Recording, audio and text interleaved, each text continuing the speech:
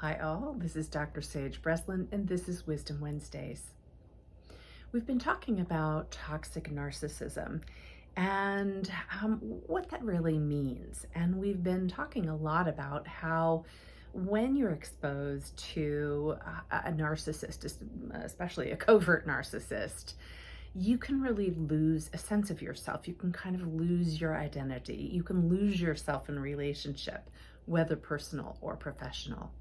But, there are some really basic foundational impacts from being exposed to a toxic narcissist.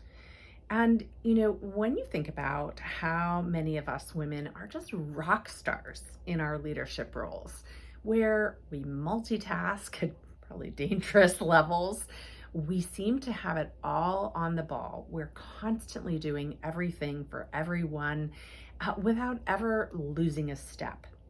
And when you are exposed to a toxic narcissist, that cognitive fluidity, that ability to think on your feet, to always sort of stay present and grounded, to be mindful of everything around you, those things begin to really fall off.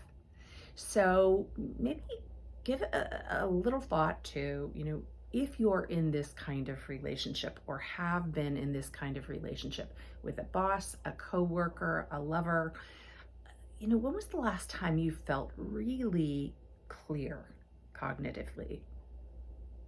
Like, how when you're so dialed in, you can just see everything about a situation.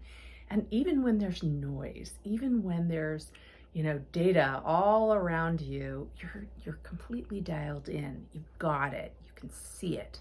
You can feel it. You can hear it. You know what just the solution is to any problem that comes your way.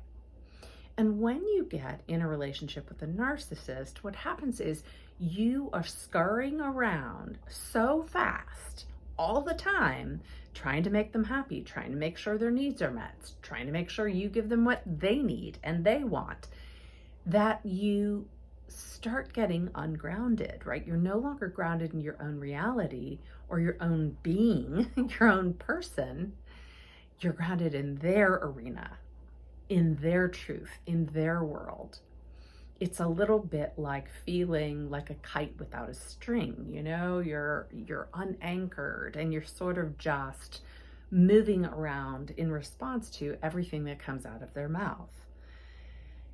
And unfortunately, what that does is that it can cause you to take the part of you, and I think of it as soul-driven or God-driven part of you, that old soul within you, and you stick it into the vault because you damn sure don't want anybody to hurt that or to impact that, right? So that goes away.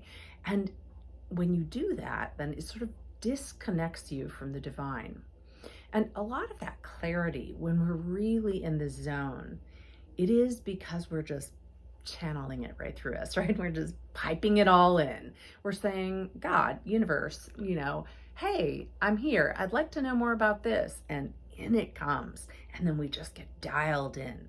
Think of a race car driver, whether professional or hobbyist, whatever. They get in that car and their success depends on one thing. That is to be completely attuned to the vehicle and the track, right? Nothing can distract them. Even somebody else having a wreck on the track, their job is to be so attuned to the vehicle that they're able to move just as part of the vehicle around the accident so that they can safely get to where they're going, which is the finish line.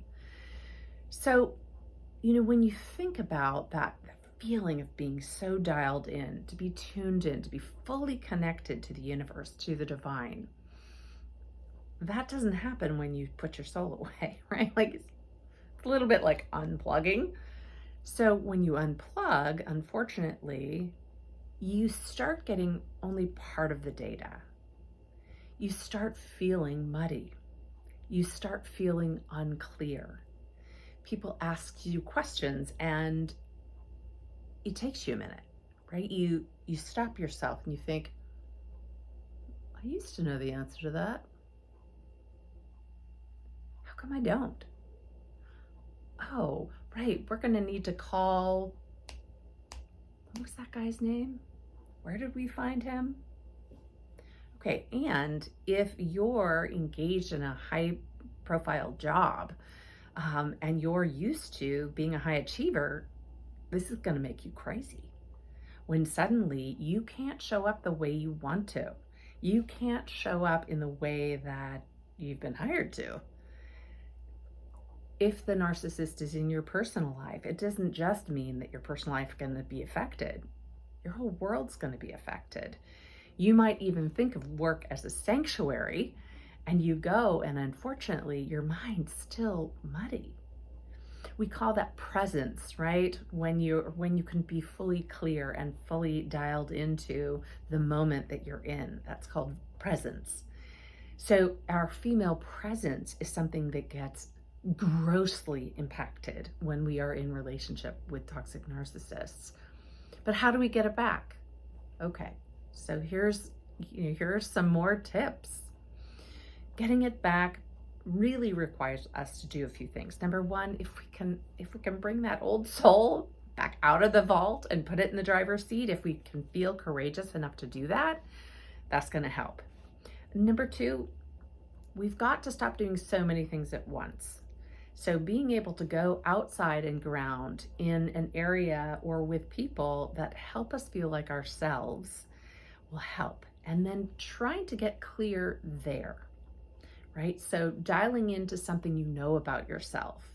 If you're a person that likes salsa, going even out for Mexican food with friends and really savoring the salsa that you so enjoy is a way for you to ground in your body.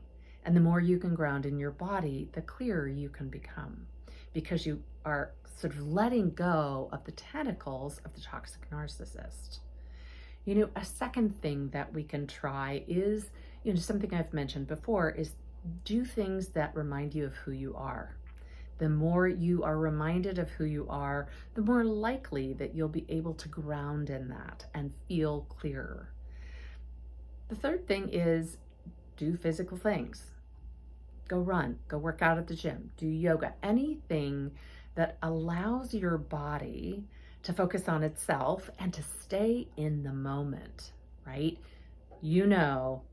As an athlete, if you're not paying attention to what you do, you're gonna get hurt, right? So athletes, just like those race car drivers, have to be dialed into what they're doing. Even if you're just going to lift weight at the gym, you have to really be very focused on what you're doing. And that can help you focus. That can help increase your clarity. And of course, in the fourth position is you can work with a person like me that really is focused on guiding you through this process of finding yourself again, of helping you get your mojo back. And if you're still with the narcissist, getting away from the narcissist. This is Dr. Sage Breslin, and this is Wisdom Wednesdays.